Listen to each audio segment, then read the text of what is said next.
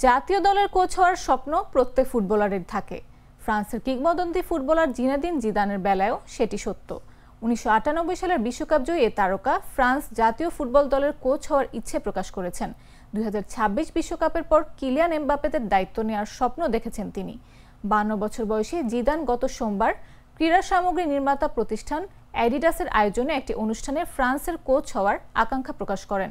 সেখানে তিনি ফ্রান্সের কোচ হওয়াকে স্বপ্নের মতো কাজ বলে বর্ণনা করেন। জিদান বলেন, আমি ফ্রান্স দলের জন্য নিজেকে যোগ্য মনে করি। সেখানে আমি খেলেছি এবং ১২-১৩ এমনকি ১৪ বছর কাটিয়েছি খেলোয়াড় হিসেবে। অবশ্যই এটা আমার স্বপ্ন। ১৯৯৮ সালে নেতৃত্ব দিয়ে ফ্রান্সকে প্রথমবারের মতো বিশ্বকাপ জিতিয়েছিলেন জিদান। ফাইনালে ২টি গোল করে শিরোপা অর্জনের পথে বড় অবদান রাখেন এই অ্যাটাকিং মিডফিল্ডার।